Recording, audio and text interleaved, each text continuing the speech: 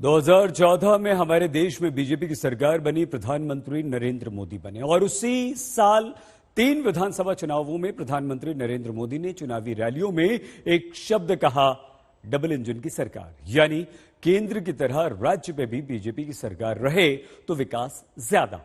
इसके बाद पिछले 8 वर्षों में 40 विधानसभा चुनाव हो चुके हैं। चुनावों पर सर्वे करने वाली संस्था CSDS ने एक सर्वे इसी डबल इंजन वाले नारे को लेकर किया। क्या वाकई हमारे देश की जनता डबल इंजन के फॉर्मूले पर वोट देती है? उत्तर प्रदेश के विकास में डबल इंजन की डबल शक्ति और डबल विकास की बात करता हूं।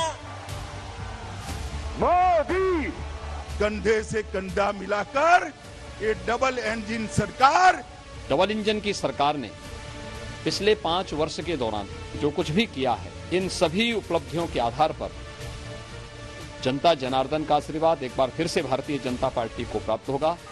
उत्तर प्रदेश में चाहे प्रधानमंत्री चुनाव प्रचार करें या फिर पार्टी का कोई भी दूसरा बड़ा नेता, बीजेपी के किसी भी स्टार प्रचारक का भाषण जिस एक शब्द के बिना पूरा नहीं होता, वो है डबल इंजन की सरकार। ये डबल इंजन सरकार बंगाल को सोनार बांग्ला बनाए, ऐसी सरकार बनाने के लिए ये परिवर्तन यात्रा है। अखबार के विज्ञापन में भी बीजेपी डबल इंजन के कमाल जनता को गिनाती है और 2017 से पहले और बाद के फर्क को समझाते हुए सियासी वार भी करती है।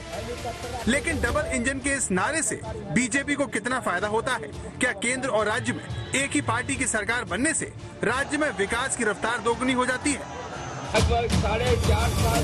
गोरखपुर से योगी आदित्यनाथ को टिकट दिए जाने पर अखिलेश ने तंज कसने के लिए जिस शब्द का इस्तेमाल किया, वो है डबल इंजन। 2014 के बाद से बीजेपी जनता को केंद्र और राज्य में एक ही दल की सरकार के फायदे गिनाती रही है। 2014 से मार्च 2018 तक बीजेपी की देश में 21 राज्यों में सरकार थी। कुछ राज्यों में बीजेपी तो कई में सहयोगी दलों की मदद से बीजेपी ने सत्ता पाई। ऐसे में सवाल उठता है कि क्या इसमें डबल इंजन की सरकार के वादे ने कोई भूमिका निभाई? उत्तर प्रदेश के विकास में डबल इंजन की डबल शक्ति और डबल विकास की बात करता हूं तो कुछ लोगों को जरा कष्ट ज्यादा ही हो जाता है। ये वो लोग हैं जिन्होंने उत्तर प्रदेश की राजनीति को सिर्फ और सिर्फ जाति, पंथ, मत, मजहब के चश्मे से ही देखा। CSDS के सर्वे का निचोड़ ये कहता है कि 2014 में केंद्र में मोदी सरकार आने के बाद महाराष्ट्र, झारखंड, हरियाणा में हुए विधानसभा चुनाव में बीजेपी को डबल इंजन सरकार के दांव का फायदा हुआ। लेकिन अगले ही साल 2015 में दिल्ली में जनता ने बीजेपी के डबल इंजन के नारे को नकार दिया। साल 2016 में असम में बीजेपी के लिए नारा काम कर गया, जहां पर वो चुनाव में चैलेंजर थी। लेकिन असम के साथ पश्चिम बंगाल, तमिलनाडु और केरल में हुए चुनाव में डबल इंजन के नारे के पक्ष में समर्थन के बावजूद बीजेपी राज्य में कमजोर होने की वजह से हार गई। 2018 में राजस्थान में डबल इंजन के नारे से अधिकतर लोग सहमत दिखे, लेकिन फिर भी कांग्रेस को जीत मिली। वहीं त्रिपुरा में बीजेपी इस नारे के साथ पहली बार सरकार बनाने में कामयाब हुई।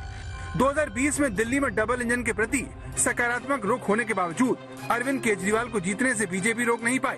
मगर अगले ही साल असम के चुनाव में डबल इंजन का नारा दोबारा जीत दिखाने में कामयाब रहा। इस तरह डबल इंजन की सरकार का नारा आकर्षक भले ही लगे, लेकिन आंकड़े बताते हैं कि अकेले ही ये नारा जीत की गारंटी नहीं हो सकता, क्योंकि राज्यों में जनता क्षेत्रीय मुद्दों पर प्रमुखता से वोटिंग करती है। आज तक ब्यूरो।